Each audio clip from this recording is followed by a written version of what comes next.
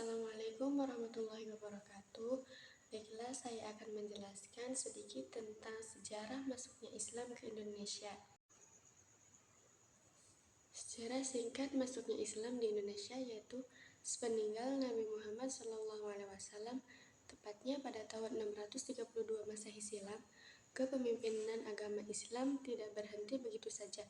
Kepemimpinan Islam diteruskan oleh para khalifah dan disebarkan ke seluruh penjuru dunia, termasuk Indonesia. Hebatnya, baru sampai abad ke-8, Islam telah menyebar hingga ke seluruh Afrika, Timur Tengah, dan benua Eropa. Baru pada dinasti Umayyah, perkembangan Islam masuk ke Nusantara.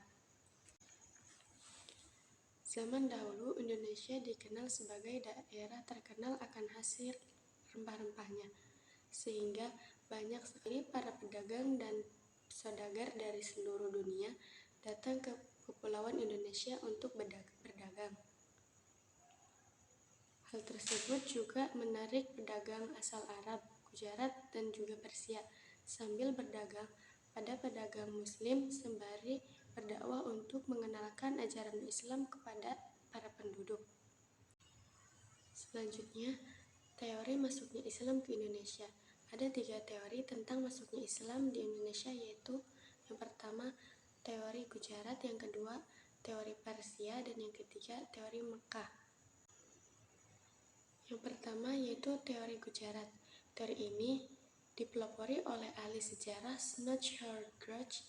Menurutnya, agama Islam masuk ke Indonesia dibawa oleh para pedagang Gujarat pada abad ke-13 Masehi. Yang kedua yaitu teori Persia. B.E. Hussein Hidayat memelopori teori ini, menyatakan bahwa agama Islam dibawa oleh pedagang Persia atau Iran. Hal ini berdasarkan kesamaan antara kebudayaan Islam di Indonesia dengan Persia. Dan yang ketiga yaitu teori Mekah. Teori ini menyatakan bahwa Islam masuk ke Indonesia langsung dibawa para pedagang Mekah. Teori ini berlandaskan sebuah berita dari Cina yang menyatakan jika pada abad ke-7 sudah terdapat perkampungan Muslim di pantai barat Sumatera. Selanjutnya yaitu proses penyebaran Islam di Indonesia. Yang pertama, proses melalui perdagangan. Proses penyebaran agama Islam dilakukan oleh para pedagang Muslim yang menetap di kota-kota pelabuhan untuk membantu perkampungan Muslim, misalnya Jakarta Barat. Saluran ini merupakan saluran yang dipilih sejak awal sejarah masuknya Islam di Indonesia. Yang kedua yaitu proses melalui perkawinan. Proses penyebaran agama Islam dilakukan dengan cara seseorang yang telah menganut Islam menikah dengan seorang yang belum menganut Islam, sehingga akhirnya pasangannya itu ikut menganut Islam. Yaitu proses melalui pendidikan. Proses ini dilakukan dengan mendirikan pesantren guna memperdalam ajaran-ajaran Islam yang kemudian menyebarkannya. Yang keempat yaitu proses melalui seni budaya atau kesenian. Proses penyebaran Islam menggunakan media-media seni budaya seperti pergelaran wayang kulit yang dilakukan Sunan Kalijaga, upacara sekaten atau upacara untuk memperingati ulang tahun Nabi Muhammad SAW, dan seni sastra.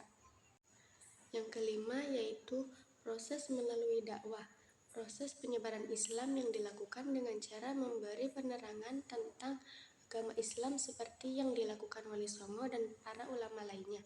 Dan yang terakhir adalah proses melalui tasawuf. Penyebaran Islam dilakukan dengan penyesuaian pola pikir masyarakat yang masih berorientasi pada ajaran agama Hindu dan Buddha. Baiklah, cukup sekian penyampaian materi dari saya. Mohon maaf apabila ada kesalahan. Wassalamualaikum warahmatullahi wabarakatuh. Bye-bye.